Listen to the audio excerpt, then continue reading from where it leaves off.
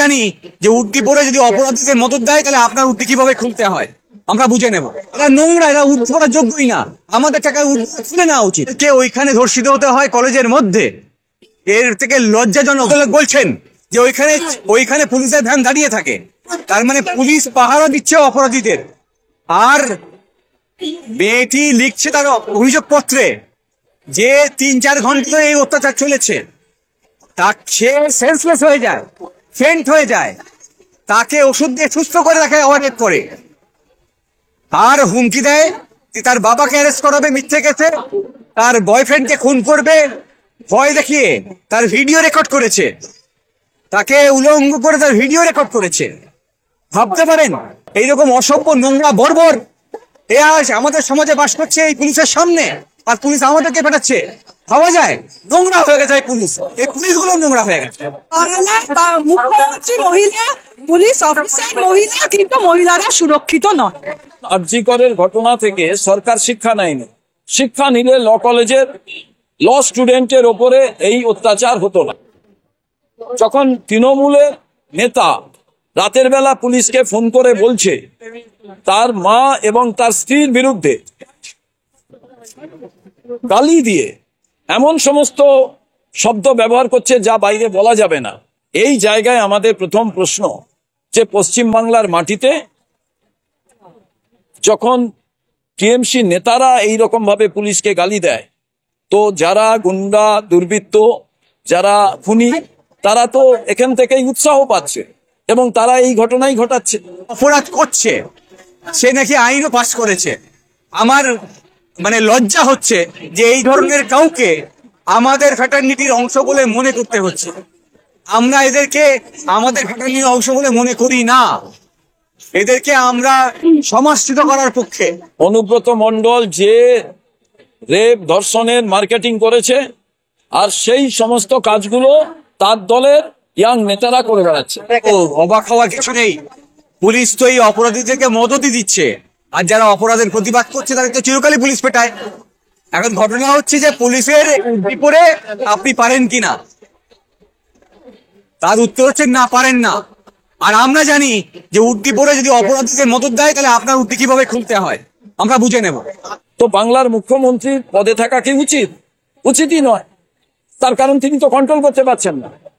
আজকে তৃণমূল থেকে বলবে যে এরা আমাদের দলে ছিল না, অনেক আগে এরা দল থেকে চলে গেছে।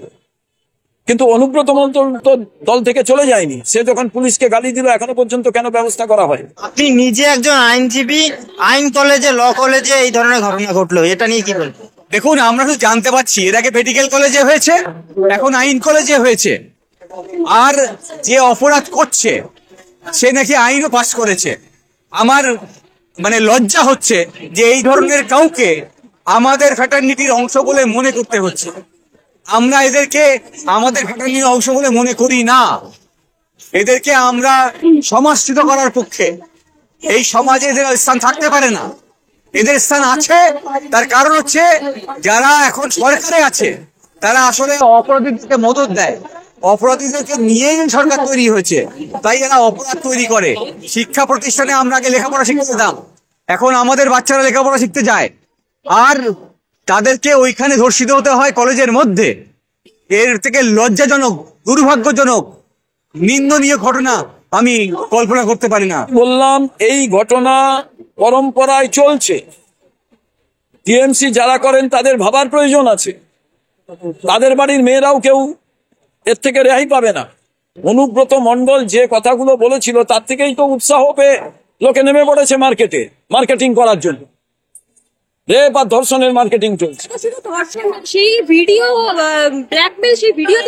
আমার কথা, অনুব্রত মণ্ডল যে রেপ ধর্ষণের মার্কেটিং করেছে, আর সেই সমস্ত কাজগুলো তার দলের ইয়াং নেতারা করে বেড়াচ্ছে। আমাদের দাবি এই যে 2011 পর থেকে যেভাবে মানে অত্যাচার, নিপীড়ন, মহিলাদের শুধু না, এই আমাদের দিদি বলছিলেন বলার সময়, অরবিতা দি, যে আরজি কর তারপরে যে এই যে কালিয়াগঞ্জের ঘটনা, যে তামান্না 9 বছরের বাচ্চা মেয়েটাকে কি ধরনের মানে অসভ্যতামি নোংরামি চলছে সারা পশ্চিমবাংলা, কেন ভারতবর্ষে। সুতরাং এর একটা নিস্তার আমরা চাই। আমরা মহিলা সংগঠন থেকে সারা পশ্চিমবাংলার প্রত্যেকটা থানায় আজকে আমরা প্রতিবাদ এবং অপরাধ আমরা আজকে করছি। দুঃখজনক ঘটনা, কলঙ্কজনক ঘটনা, কিন্তু পশ্চিমবাংলার মাটিতে আমি বলছি নক্কারজনক ঘটনা। আমরা ধিক্কার জানাই। আমরা সরকারকে বলবো এর বিরুদ্ধে কঠোরতম ব্যবস্থা নিক এবং মুখ্যমন্ত্রী যদি সরকার চালাতে না পাচ্ছেন পদত্যাগ করা।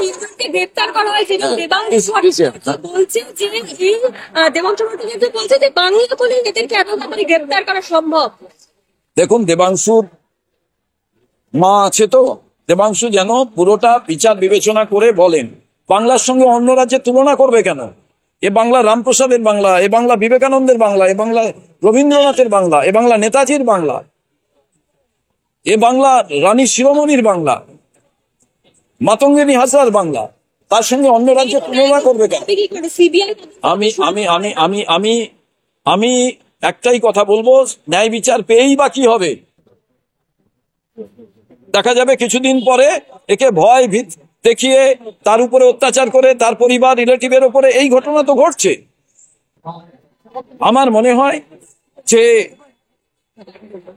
কঠিনতম শাস্তি যে দোষী ব্যক্তিরা তাদের দেওয়া উচিত, কোনোভাবেই এরা যাতে ছাড়া না পায়।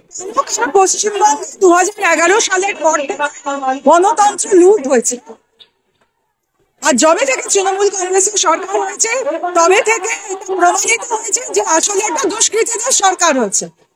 তৃণমূল কংগ্রেস দলটাই হচ্ছে চোর, লুম্পেন, লুটেরা, ধর্ষক, এদের নিয়ে তৃণমূল কংগ্রেস পার্টি। ফলে পশ্চিমবাংলায় গণতন্ত্র নেই।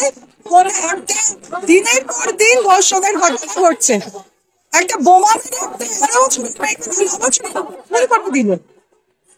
প্রতিদিন মোদীর শিকার হচ্ছে, আর সমস্ত ঘটনায় তৃণমূল কংগ্রেস যুক্ত। সেগুলো বন্ধ হয়ে যাবে, তোলাবাজি বন্ধ হয়ে যাবে। কিছুতেই ছাত্র সংসদ নির্বাচন করতে চাইছেন। মূল যিনি অভিযুক্ত তার সঙ্গে তৃণমূলের একাধিক নেতার ছবি এবং তিনি তৃণমূল ছাত্র পরিষদের সদস্য বলে অভিযোগ। আজকে থেকে নয়, আজ অব্দি যত ধর্ষণের ঘটনা ঘটেছে সমস্ত ঘটনার সঙ্গে তৃণমূল কংগ্রেস যুক্ত। সমস্ত যত ধর্ষণ, আমি তো বলছি সিপিএম আমলের ধানতলা বানতলা সেই সময় সিপিএম এর সময় কি হয়েছিল, বানতলা রানতলা কে বলেছে? এগুলো তো অপপ্রচারদের। আজকে যে মেয়েটা ধর্ষিতা হয়েছে এই ঘটনাকে চাপা দেওয়ার জন্য আবার বানতলা বানতলা এরকম পুরানো সেই কি করে নামটা আবার পাঠ করা যায় সেই দিকে নিয়ে চলে যাচ্ছে। মমতা বন্দ্যোপাধ্যায় মহিলা মুখ্যমন্ত্রী, তাকে কি বলবেন? মহিলা মুখ্যমন্ত্রী, তাই তো সব থেকে আমাদের লজ্জার। আজকে আপনি দেখলেন যে পুলিশ আক্রমণ করলো, আমরা ন্যায় বিচার চাইতে এসেছিলাম, সেইখানে একজন পুলিশ অফিসার তিনি মহিলা, আমাদের একজন ডিওএফ মেয়েকে বিভৎস করে মারলো, বিভৎস সমস্ত দামা ছিঁড়ে দিল।